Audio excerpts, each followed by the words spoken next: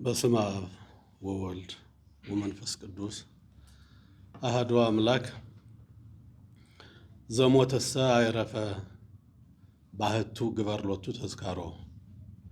የሞተ ሰው አረፈ፣ መታሰቢያውን ግን አድርግለት ይለናል ቅዱስ መጽሐፍ። ተወደዳችሁ የተዋህዶ ልጆች ሁላችሁ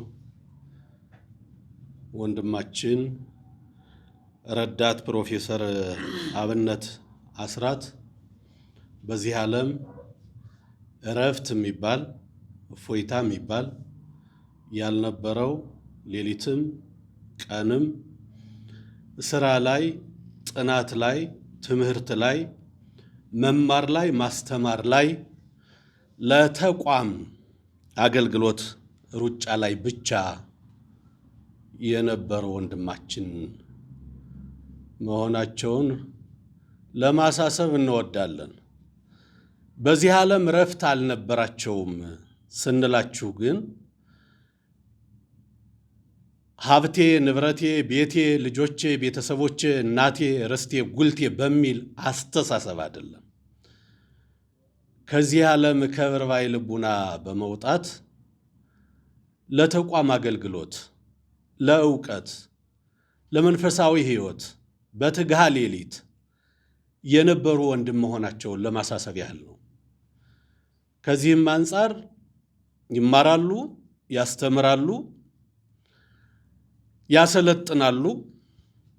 የስብከተ ወንጌል ክፍል ኃላፊ ሆነው ደግሞ አዲስ አበባ ሀገረ ስብከት ሌላ የኃላፊነት ስራ ይሰራሉ። በዚህ ውስጥ ሀብቴ ቤቴ የሚሉበት ጊዜ ስላልነበራቸው እንደዚህ ዓለም ሰው ሚስት አግብተዋል፣ ዘር ተክተዋል፣ ሕፃናት ልጆች አሏቸው። ለመብላት ያላነሱ ለመስራት ያልደረሱ ሕፃናት ልጆች ናቸው።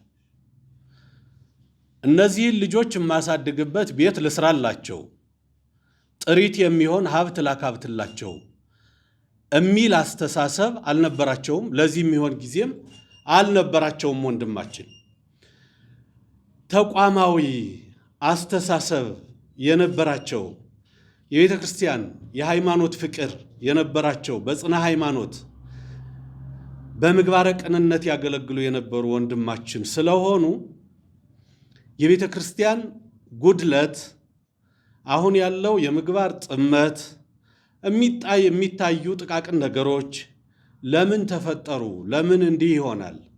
ለምን እንዲህ ሆነ? በእኛ ዘመን ደጋግ አባቶች የሰጡን ቤተ ክርስቲያን ለምን እዚህ ደረሰችብን? በሚል ያንን ለማቃናት በየቦታው ስልጠና ለመስጠት ያወቁትን ለማሳወቅ ይጥሩ ይግሩ የነበሩ ወንድማችን ስለሆኑ በተነሳንበት መጽሐፍ ቅዱሳዊ ቃል መሰረትነት መታሰቢያውን አድርግለት። ሰው ዝም ብሎ የሚወድቅ ነገር አይደለም። ያውም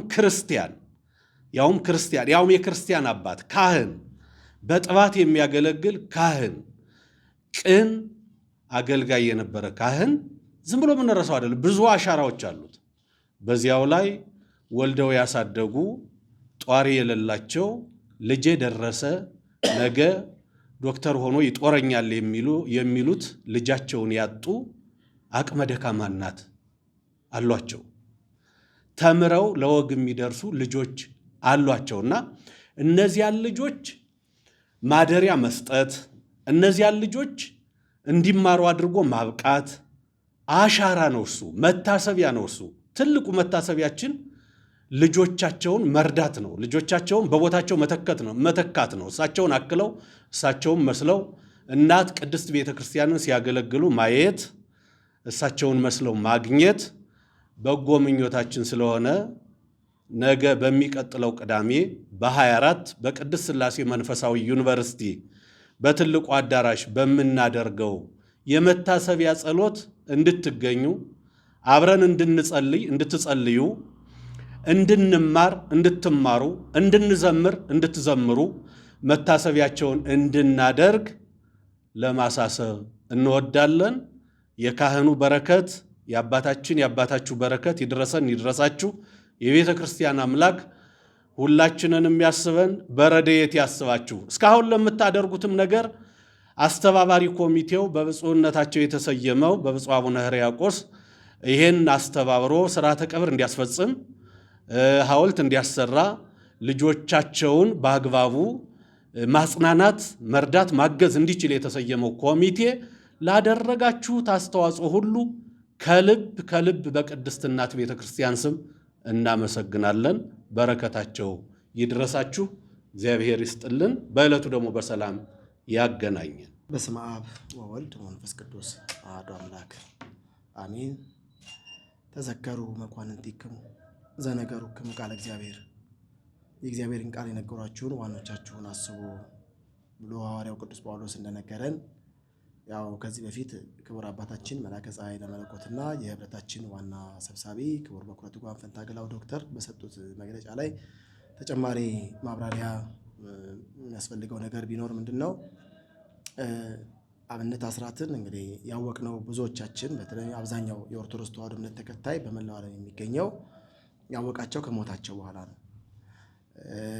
አንዳንድ ክርስቲያን ወይም አንዳንድ መምህራን በህይወታቸው ዘመን በስራቸው ይታወቃሉ፣ በሚሰሯቸው መልካም ስራዎች፣ በአገልግሎታቸው፣ በስብከታቸው ይታወቃሉ። አንዳንድ ሰዎች በህይወት ዘመናቸው ይታወቃሉ። አንዳንድ ሰዎች ደግሞ ያው በሞታቸው ቀን ይታወቃሉ። ቅዱሳን በሞታቸው ቀን የሚታወቁ አሉ፣ በህይወት ዘመናቸው እያሉ በህይወት ዘመን እያሉ የሚታወቁ አሉ። ያው የሚታወቁበት መንገድ የተለያየ ስለሆነ አብነት አስራትን በስራው ወይም ደግሞ በአደባባይ እንደ ሌሎቹ ወንጌላውያን፣ እንደ ሌሎቹ መምህራን፣ እንደ ሌሎቹ ቤተክርስቲያን ልጆች በየቲክቶኩ፣ በየፌስቡኩ፣ በየዩቲዩቡ ላናቀው እንችላለን፣ እናንመለከተው እንችላለን። ነገር ግን ይሄም ከትህትና አንጻር ነው ይህንን የሚያደርግ የነበረው ወንድማችን ገና ብዙ ማወቅ አለብኝ፣ ብዙ መስራት አለብኝ፣ ብዙ ፍሬ ማፍራት አለብኝ ከሚል ተደብቆ ቤተክርስቲያናችንን በቅድስት ሥላሴ መንፈሳዊ ዩኒቨርሲቲ በተግባራዊ ስነ መለኮት በርካታ ደቀ መዛሙርትን በማውጣት በሀገረ ስብከት ደረጃ መሪ በመሆን በአጥቢያ ደረጃ የቤተክርስቲያን አስተዳዳሪ በመሆን በተለያዩ መንግስት ተቋማት ውስጥ ወይም ዩኒቨርሲቲዎች ውስጥ ገብቶ ምርምሮችን በመስራት የምናውቀው ወይም ደግሞ ለቤተክርስቲያናችን ጠቃሚ ነው ብለን የምናስበው ነው።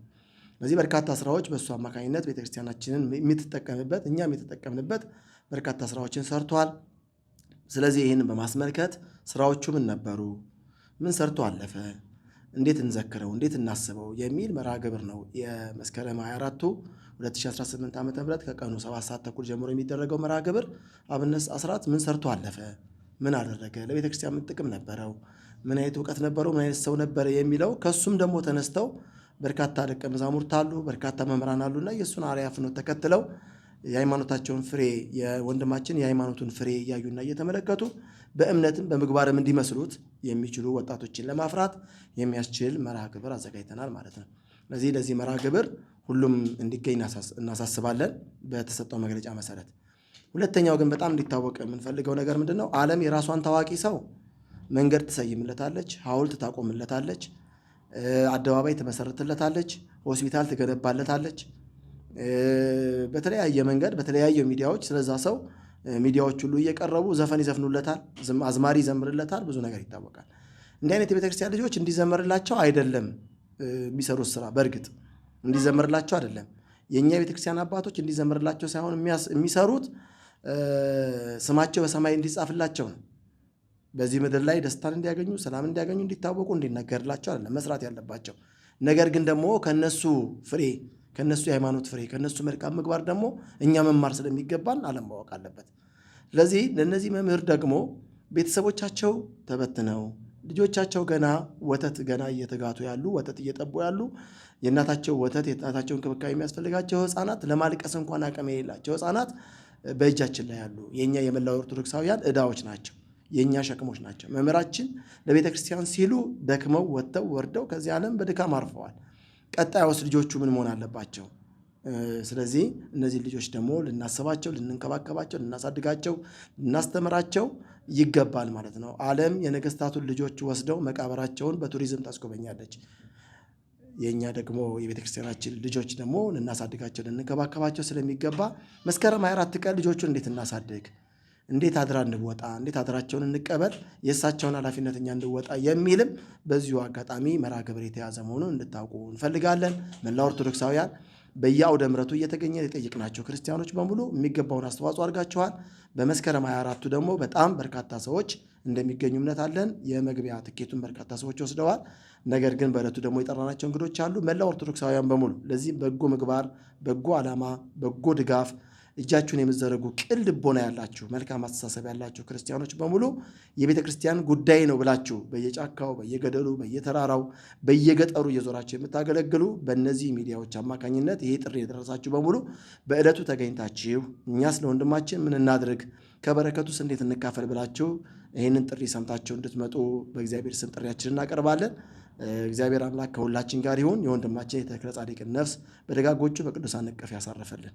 መምህራን እንደተናገሩት በመላው ዓለም ላይ ሆናችሁ የወንድማችን የረዳት ፕሮፌሰር አብነት አስራት ህልፈተ ሕይወት ከተሰማበት ሰዓት ጀምሮ በጣም በሐዘን የተጎዳችሁ መላው ኦርቶዶክሳውያን ቤተሰቦቻችን ለዚህ ቤተሰብ እየተደረገ ያለው ስራ አመርቂ በሆነ መልኩ እየተከናወነ ይገኛል።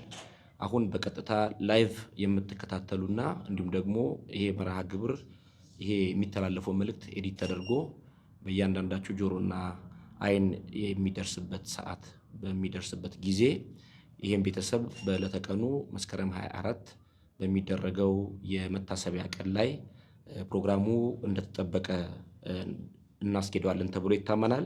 ከዛ ባሻገር ግን ይሄን ቤተሰብ በምን አይነት መልኩ እንርዳ በማለት አጋጣሚውን ያላገኛችሁና ይሄን አጋጣሚ ተጠቅማችሁ ቤተሰቡን ለመርዳት ያሰባችሁ ካላችሁ አካውንት ነምበሩን ብቻ ለመናገር ነው እኔ አሁን ድል የወሰድኩት። በረዳት ፕሮፌሰር አብነት አስራት ቤተሰብ ድጋፍ አሰባሳቢ ኮሚቴ በብፁዕ አባታችን በብፁዕ አቡነ ሕርያቆስ እንዲሁም ደግሞ በሀገረ ስብከቱ ትልቅ ትኩረት ሰጥቶ እየሰራበት ያለበት ስለሆነ በአባቶቻችን በዚህ በድጋፍ አሰባሳቢ ኮሚቴ በኩል የወጣ አካውንት ነምበር አለ። በኢትዮጵያ ንግድ ባንክ የተመዘገበ ነው። በቀጥታ ይሄን ቁጥር እንድትከታተሉ በፍቅር አሳስባችኋለሁ። የኢትዮጵያ ንግድ ባንክ የአብነት አስራት ቤተሰብ ለመደገፍ የተዘጋጀ የገቢ አሰባሳቢ ኮሚቴ አካውንት ነምበር ነው